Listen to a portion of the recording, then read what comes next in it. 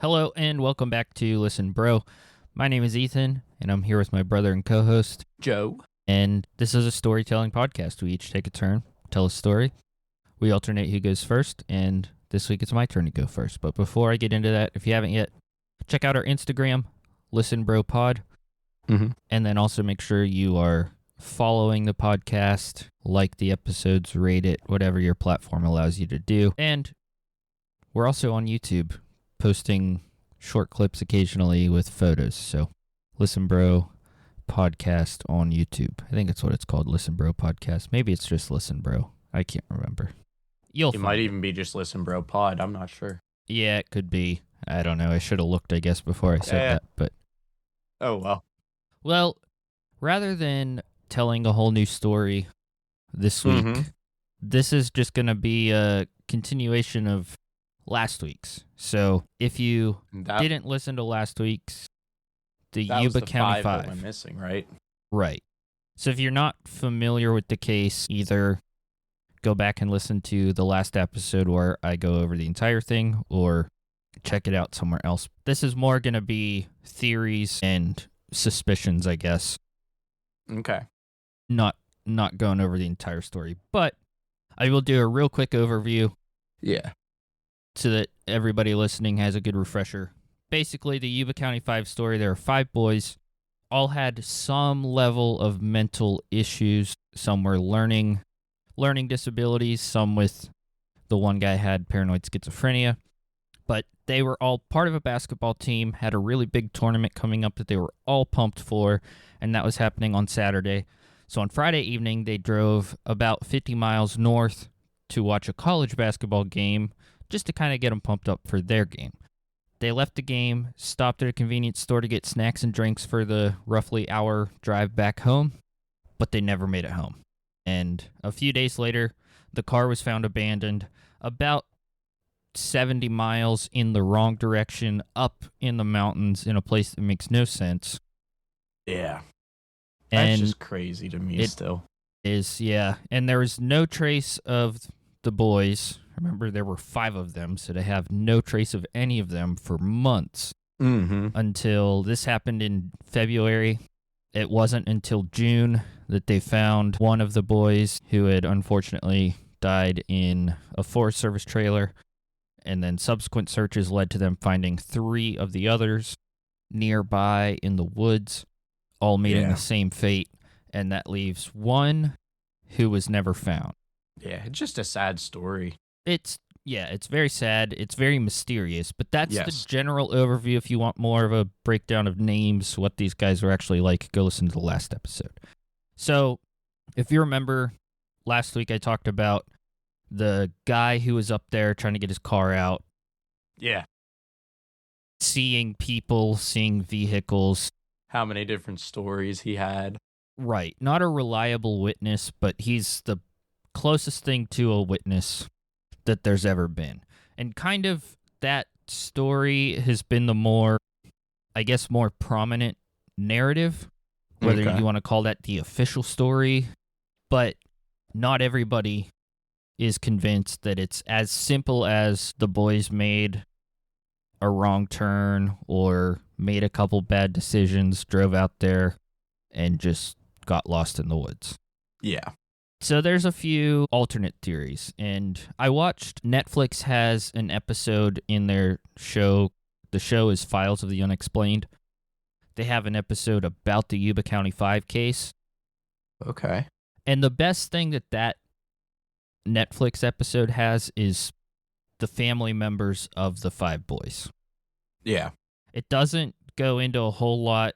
It's not like a deep dive into any one or couple of theories. It's a lot of conversations with the family members, which is really good. But throughout that, they mention kind of what they believe, and they weren't thrilled with the sheriff's department and the way they handled it. They believed that, and this was the 1970s, so the newspapers, everything was just labeling these boys as retarded. And, that obviously placed a stigma on the case. So the family members believe that the sheriff's department didn't really give it their all. Yeah. because they just assumed these were some stupid guys that made bad decisions and got themselves lost. So some of the family members said that it was the families that searched more aggressively than the law enforcement did. I would believe it was back then. Yeah. They also said that there was a Forest Service ranger told the sheriff's department about the trailers where they ended up finding Ted. Mm-hmm. And told them this is a place where there's food, supplies, somebody wandering through the woods. If they stumbled onto those, they might, set up there. But the sheriff's department never searched the trailers. Wow. They were told about it, like, within a very short amount of time of the car being found, but they never searched it. That just makes it even worse.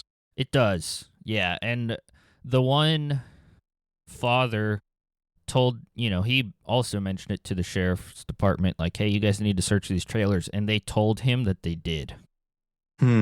But they never actually did. He's like, well, if I knew they didn't, I would have probably tried to go myself. And he might have found and entering it wouldn't have even mattered. I mean, if it's to save their... Well, and if he would have got there and they were there, you're not...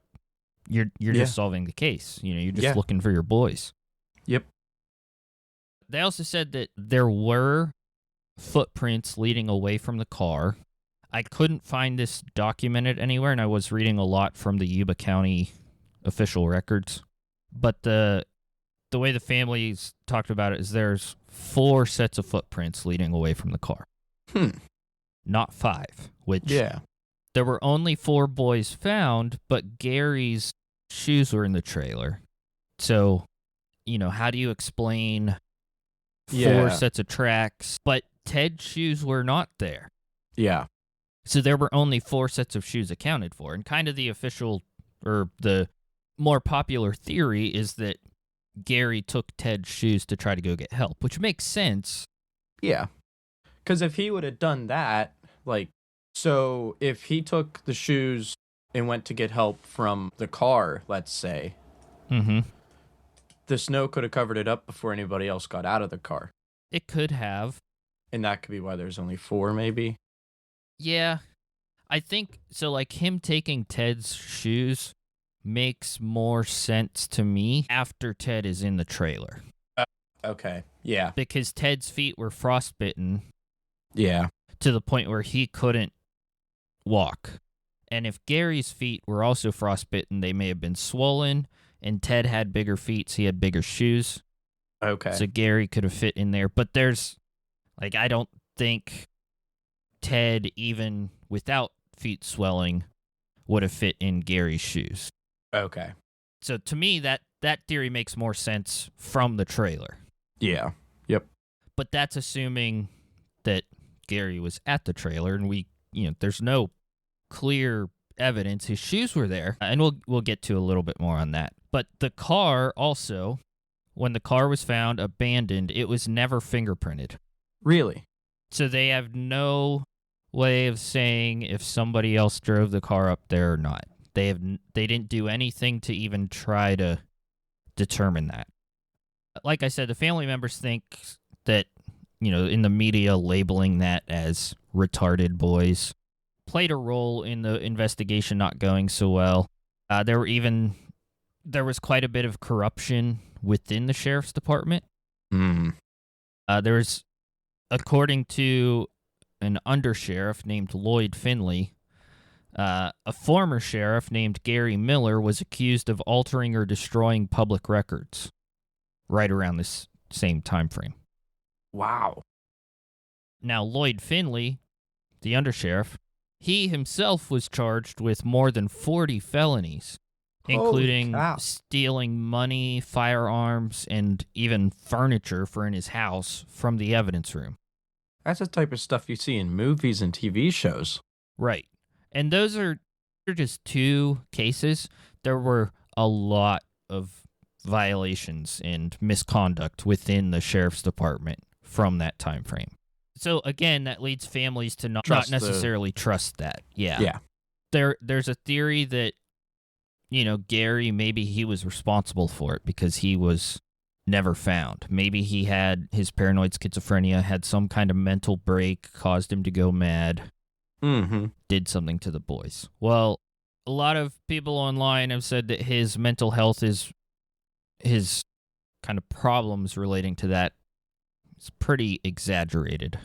He did have issues. Okay. He did get arrested a few times, but he had been good for quite a while, and his stepfather gave him his medication every single day. Okay. And he wouldn't let Gary leave the house if he didn't take his medication. Yeah. So he definitely was on the medication still. And, I mean, that doesn't completely rule out. I'm no doctor, no psychiatrist, but Yeah. it at least makes it a little more unlikely that Gary had some kind of mental break. Yeah. So it's entirely possible, but I mean, considering that, like, they had a really big game coming up, their nerves were already pretty excited and stuff. I mean, I could see maybe there being a chance of something happening there, but it's still, like you said, with the medication, I feel like that's a stretch. Yeah. And even if he had a mental break, I mean, there's no way to say how that would affect anybody. You know, everybody's different, and one mental break might be completely different than the last. Yeah. But the odds of him leading 4 of his friends to their demise and he himself surviving? And none of them stopping him. Right. Like, it's 4-on-1 at that instance, too, if anything. Right. Yeah, I don't think that theory, Gary being involved, that just has never sat right with me. Yeah. I don't think he was. Now, Jack Madruga, remember it was his car that they were in. His niece, Kathy, about a year after the boys' remains were found, she reported that after going to work in the afternoon, left work, went to a bar that I believe it was her mother owned the bar. Okay. And she talks about this in the Netflix documentary. She says that she saw Gary at the bar, like sitting across A year after? A year after. And she got up and like went to the back to tell her mom, like, call the police. Gary's sitting out there. And when Gary realized that he was recognized, he ran out of the bar. They tried to run after him, couldn't catch him, never saw him again. Did they have cameras at all in the bar? No, this would have been 1979. Now, I don't want to criticize a victim's family member. Yes. Yeah, I agree. But you do hear quite a bit when somebody dies and 3 weeks later somebody swears they saw them. Yeah. That's not uncommon. Part of it is you're grieving, you're trying to cope with something. And yeah, your brain's trying to put it all together that they're not there. Right. And that, well, it's like people saying Hitler. Sightings of him for many, many, many years. Elvis. Oh, yes. Tupac. I mean, all of these. There was a kid in my grade that he was obsessed with the fact that Elvis was still alive. Yeah. Obsessed. And I don't know if she ever even... I don't know if she interacted with Gary much at all. I don't think he was as close with the boys and their families as the other 4 may have been. Because there were a couple of them, like Jack Madruga and Bill Sterling were very close, and then Jack Hewitt and Ted Weir were inseparable. So you have those pairs, but Gary wasn't part of those. Yeah. So, you know, I'm not saying it's impossible. That's just another angle that I think is probably unlikely. Mm-hmm. And Did her mom and her go chasing out after him, or? I don't know. It didn't Because say... like if they would both have been running out and seen somebody running and knew they couldn't catch up, then that would almost be very believable then almost. Yeah. Yeah, and I don't know, you know, it could have been the kind of thing where somebody got up and left and... It just so happened to be that she went to the back. Right. So, yeah. And like I said, I just think Kathy just trying to put the pieces together. That would have been only a year after the boys' bodies were found. Things made no sense. Yep. Still grieving, still trying to figure out what happened. Yeah, it's heartbreaking. Now, I did find some of the official documents, like I mentioned, and in 2019, the Yuba County Sheriff's Department put out a letter, like an internal letter, not one that was published. And it says Gary Mathias is believed to be a victim of foul play. This case remains open as a missing person homicide case. It is in the best interest of all involved that this letter not be forwarded to the Mathias family. So they're saying we think he is a victim. They're not looking at him as a suspect. They think he's a victim of foul play, could even be homicide, but don't tell his family. Yeah. That's a little odd. Like I said, I mean, that sheriff's department had a lot of issues 40, 50 years ago. I don't know how they are now, the corruption and all that. I don't know. But this letter is very recent, within the past 8 years. So, it kind of shows you what direction they think based on any information they have. Yep. Now, we talked about Ted last week being found with a full beard and losing a bunch of weight. Yeah. Yep. And that leads toward the theory that he survived for quite a while. Well, on June 7th, 1978, which would have been, I believe, 3 days after Ted's body was found. So the coroner did their autopsy, determined cause of death. He determined it as exposure to the elements and pulmonary edema. What's a pulmonary edema? Pulmonary edema is where excess fluid builds up in the lungs, making it hard to breathe. Can be caused by heart problems or pneumonia could cause it. So, if he got sick while being out there, yeah, that could lead to that. But what's not included is starvation, exposure to the elements, pulmonary edema. But he lost so much weight. Well, this is from, Yuba County Sheriff's records, right up by Lance Ayers, a detective, a deputy, the Sheriff's Department. And this isn't the official autopsy form. It's a write-up of like a kind of overview of conversation. But the doctor that did the autopsy, exposure to the elements, pulmonary edema. Deputy Ayers was one of the first. I think he might have been the first to see Ted Weir in the trailer. Okay. So he told the doctor, hey, what about his full beard? He was clean shaven on the day he went missing. And this is directly written by Ayers. The doctor appeared to be quite shocked and advised that this fact would certainly change his estimate of time of death. So it's a little odd to me. I'm no doctor, no coroner.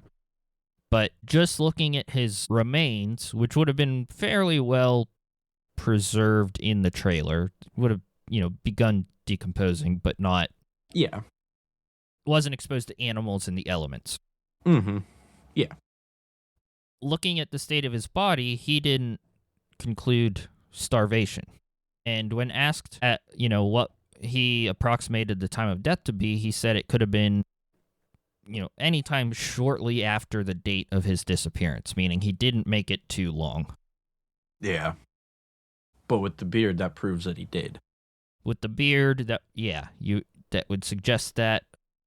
It's odd, though, that the autopsy didn't lean in that direction, to me. It's just, a piece that doesn't quite fit.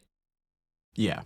But there were also those 36 cans of food open, which suggests somebody was there for some time. So that kind of leans more toward he survived for a little while, or somebody survived for a little while. Yep. The one part that baffles me with that trailer is that you said in the last episode that they didn't use any of the heat. No, they didn't. And actually, that's one thing I made note of here is Ted's family said, if somebody was there taking care of him and they decided to leave to go get help, if Ted was left on his own, if he thought that breaking into the cabinets to get food would be stealing, he would not have done it. Oh. Which, it's so sad. Oh, Like, he just, and they all had yeah. some mental Yep. issues, so he probably, just, hey, I'm not going to break the law. So yeah, they said he would have sat there and starved to death in a room full of food because he wouldn't have wanted to steal it. Hmm.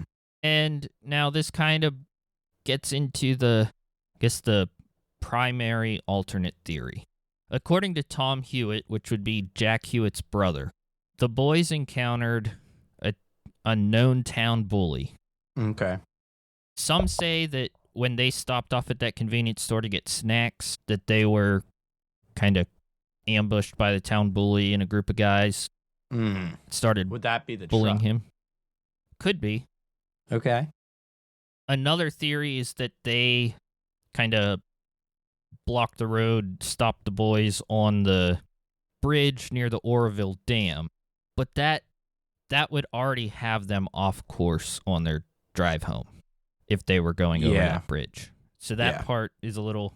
It makes more sense to me if it was at the convenience store, but the bully, though, this town bully, who kind of everybody knew who he was, he had a history of violence and intimidation. He was actually dating Gary Mathias' sister for a while. What? And after that relationship ended, he did not take it well. So the bully, he started harassing the entire Mathias family. Like, he would show up at their house to torment them. Even if the sister wasn't there, even if Gary wasn't there, like, he would show up and torment the mother. Just not a good guy. Did not take that breakup well. No. Now, Tom Hewitt, Jack's brother, he said the bullies group, from what he heard, picked a fight with Jack Hewitt.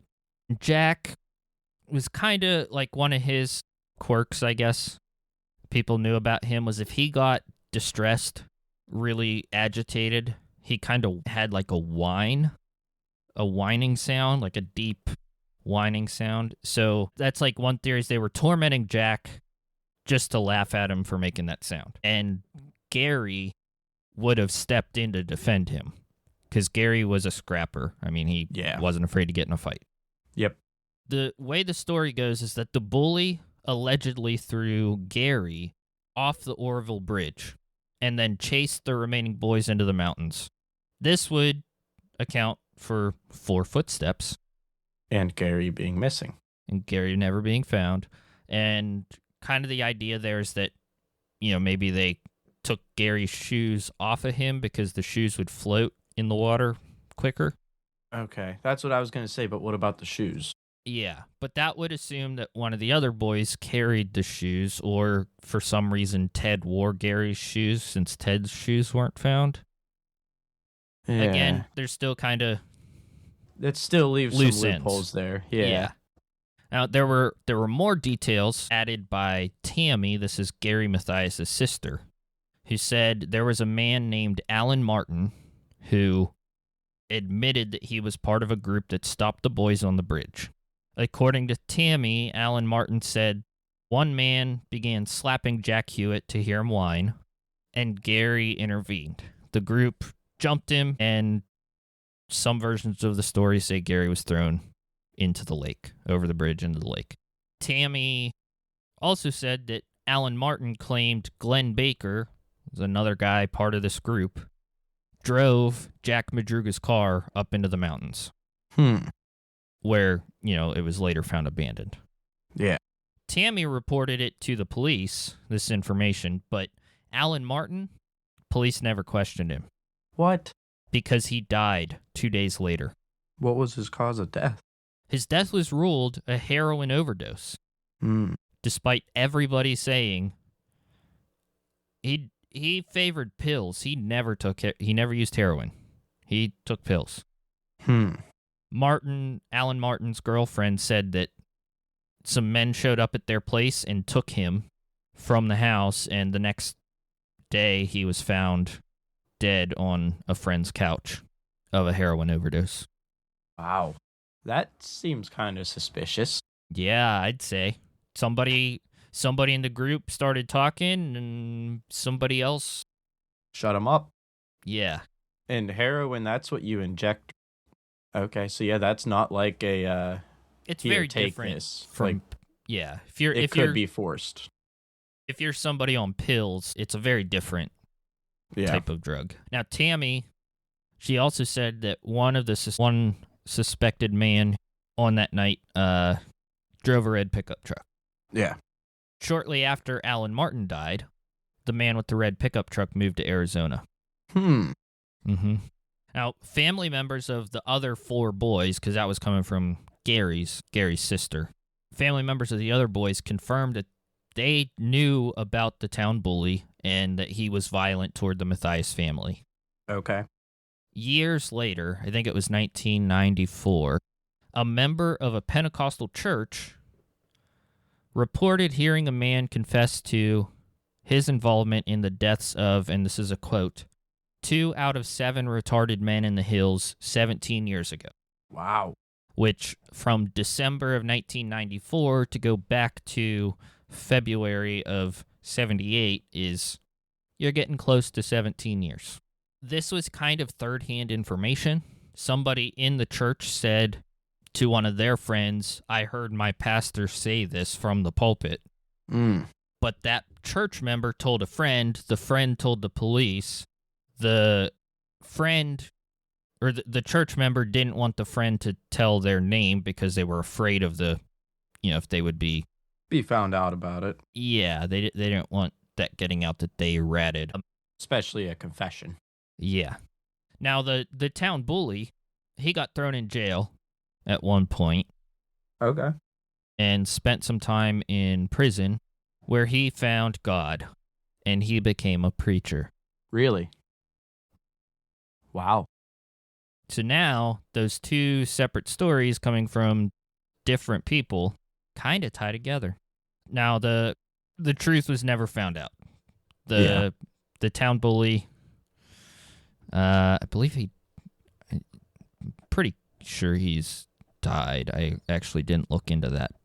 Okay. But here's a write-up from the sheriff's department in 1994. Information was provided me, included the following, that a guy by the name of Gary Whiteley, he was the town bully. Whiteley said he was responsible for the deaths of 2 out of 7 retarded males in the hills about 17 years ago. That Whiteley had thrown a body off the Bullard's Bar Dam, that Whiteley had arranged for a male to be burned to death over a drug deal. So if any bit of that is true, he was a bad guy. Those are some serious charges, yeah. And that's supposedly what he admitted to in front of his church. So in some ways that feels a little bit out there as a theory. Yeah. But the fact that there were rumors all the way back starting just after the boys went missing about them being caught up in a scuffle with the town bully. Yeah. And then 17-ish years later, a pastor admitted to something that sounds similar. The one difference is he said 2 out of 7. Yeah. There were 5 boys. 4 of them were found deceased. 5th not found, but kind of presumed deceased. So the 2 out of 7 doesn't make a whole lot of sense, but that could also... I was kind of wondering what that 7 Yeah, that was. I mean, that could also be the kind of thing where, hey, maybe he was involved with subduing 2 of them or something like that. Maybe he threw Gary. Maybe he was part of throwing Gary off the bridge into the lake. Maybe he drove the red pickup truck that had maybe one of the other boys in it to split, to where there'd be 3 in the car with the other guy driving. I don't know. That could be the case. And then it's also the kind of thing where, like, sometimes people will admit to something, kind of confess, but not fully give accurate details to try to still cover up. Yeah, to not sound as bad with it, I guess. It's less incriminating. Yeah. For legal purposes, where you could still feel like, hey, I confessed to doing something really bad to some mentally handicapped people. But you didn't give accurate details to where, like, you take that to court with a statement like that. It's like, well, there were 5, not 7. It would still protect him, I guess is what I'm saying. Yeah. Yep. That's kind of, I went down a rabbit hole with it and came across a whole bunch of different things. There's a lot of information, people on Reddit that have gone through official case files. Yeah. It's a crazy story that, like we said last time, it'll never be solved, but man. But the foul play angle makes more sense to me than just it all being a total accident. Yeah, because how would you end up in the mountains anyways? That far off course. Right. Yep. So that's the Yuba County 5 mystery. A few different angles to consider. Yep. And like we said before, if you want to hear the other part of this story, listen to the last episode. Yes. All right. Well, I'm going to read a quick little random fact for you out of a book that I got. All right. I feel like you'll be interested in this one. Okay. Led Zeppelin wrote multiple songs about the Lord of the Rings. Did you know that? I have heard that. Ramble On, The Battle of Evermore, and Misty Mountain Hop all contain clear references to the famous novel. Many people speculate that other songs contain more subtle references too. So he was just a Lord of the Rings fan. Yeah, that band must have been. I've listened to Led Zeppelin. I have not ever watched or read The Lord of the Rings. So yeah, I wouldn't be able to pick up on them. I never really listened to Led Zeppelin, but I like The Lord of the Rings. Yeah. So kind of on opposite sides there. Yep. All right, so I'll get into mine here then. Mine are a couple shorter stories about failed criminals attempts. Okay. Kind of comical. Mm-hmm. So I was on TikTok the one day and I saw this video come up about these two Chinese guys that tried breaking into a store in China by throwing a brick through the window. Mm-hmm. First guy throws his brick, window doesn't break, goes to walk out of the way. Second guy throws his brick, completely knocks the first guy out. Like, flattens him out cold. Okay. And there's a video surveillance of the whole thing. Man. And the guy that knocked the other one out goes over, grabs his body, and drags him around the corner. And I was like, oh my goodness, is this real or is this AI? So I had to look it up. Mm-hmm. And that was fully real, happened back 2010s, somewhere in there. Man. But then that got me looking at like other failed attempts. Uh-huh. There was one very similar that happened in the US. 3 people ride up on a motorcycle right outside of a jewelry store. Mm-hmm. First guy jumps all three off the on back. the same motorcycle? All 3 of them on the same motorcycle. Okay, that's quite comical the picture. to see it drive up. Yeah. The one jumps off. The only one wearing a helmet was the one sitting in the middle. Okay. Okay, the person on the back jumps off with his brick or rock or whatever and starts beating on the window, trying to break it.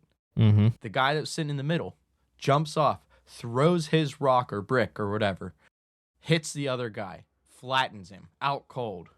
And the guy that's on the bike starts turning around that he's going to drive away. And the other one goes running off, jumps on the bike, and they both go away and leave the other one there. Oh, man. Yeah. So he turned them in. And yeah, makes sense. Yeah, but it's like the one that threw was the one that was wearing the helmet. Yeah. If the other guy had the helmet, it wouldn't have mattered. It would have been probably funnier if the other guy had a helmet. Yep. But you could just hear him like, what did you do? And then starts driving off. And the other guy chasing after him, jumps on moving bike, and they both go. Another one also involving a rock or brick. This guy was trying to break into a restaurant middle of the night, and he beaten at the window, and he cannot get it to break, so he takes a couple steps back, and you can see he just rears back and throws that rock as hard as he can, and it comes back and hits him in the head, and at first he's kind of dazed by it. Yeah. And then he slowly just like gets down on his hands and knees and then flattens out. It bounced off? It bounced off the window and hit him. Dang. Like, that is just... Those are the only 3 I could find involving that scenario. Yeah, throwing something. Yes. But then I started looking at, like, the one, I believe it was the second one there was a jewelry store. Mm-hmm. And I started looking into, like, jewelry store robberies. Yeah. And this one up in Canada, this guy got, like, the owner got really messed up by a couple guys coming in doing, like, a smash and grab. Mm-hmm. Well, he got fixed up a couple years later. Another group came in trying to do practically the same thing. And they were met with a giant cloud of non-toxic, water-based fog. Mm. And it, like he said, you can put your hand up right in front of your face and you won't see it, how thick that fog is. Wow. And that just deters them from coming in. Yeah. And that's a very common thing that businesses have started to use now if they're selling, like, higher dollar items. Yeah. That's why jewelry stores are more common with it. That'd be like wet then, I guess. Yeah, yeah. Which But would you'd be rather so make things in your ugh. store damp than Yeah. No, I'm have just it all thinking like around. walking into that. Oh man, the videos of it is such a thick fog just Yeah. like pouring out of the ceiling, and it's set up Man. with the alarm system. Mm-hmm. But then I started looking into other jewelry store incidences, and there's one in Israel where this guy mixed pepper spray into that fog mixture. Oh. Oh man. His employee hit the security button. No. She was pepper sprayed along with the people that Yeah. were, that would just, the whole air just filling up with a pepper spray mixture. It's like getting tear gassed or something. Yeah, that's Wow. a little bit of dark humor that went with that. Was the one comment with it was kind of crazy. That came out of Israel. He must have taken some notes from World War II. Oh. Oh man. Yeah. But the one other one that I found happened in Japan. This guy somehow set it up to where I couldn't find a clear answer on this. Some people say it was a gun, some people say it was fireworks. Mm-hmm. But basically, if the alarm system at night set off, it locked the doors, and their whole business was make bulletproof glass. Okay. It locked the doors, and then you heard bang, bang, bang. And I could not find a straight answer if they had gunshots set up to go off, or if they somehow had like a firework thing set up to go off, Mm-hmm. or if it was just audio. But these guys that were trying to rob the place were picking up anything they could to try and throw it through that window because the doors locked on them. Mm-hmm. And they heard gunshots. And they were inside. And they were inside. Yeah. Dang. Man.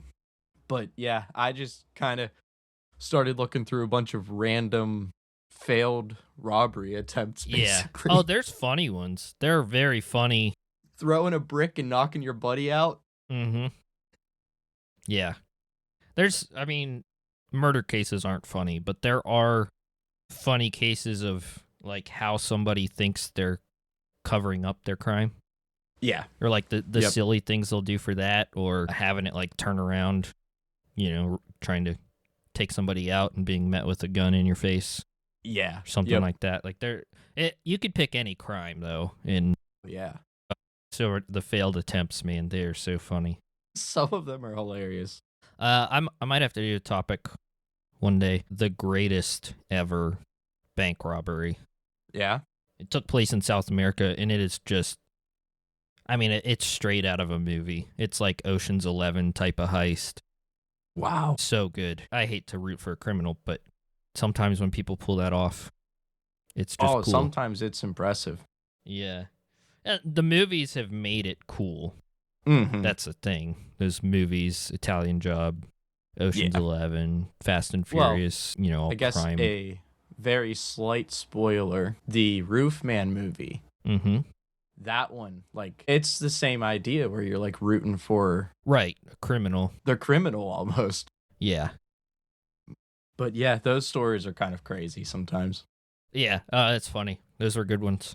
knocking your own co-conspirator in the head with a brick. Dragging him off to the side. The report that came out of China with that one, the police that arrested them were laughing.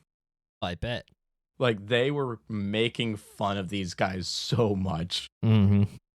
Yeah, that's but funny. that guy in the video, he just flattened, like just laid out cold immediately. Yeah. I mean, geez, get hit in the head with something like that from that point close. Blank, pretty much. Yeah, that's funny. Well, that was all I had. All right, thanks everybody for listening. Check back next week for more stories. And don't forget to follow Instagram. Listen Bro Pod. YouTube, Listen Bro, and we'll see you next week. Sounds good.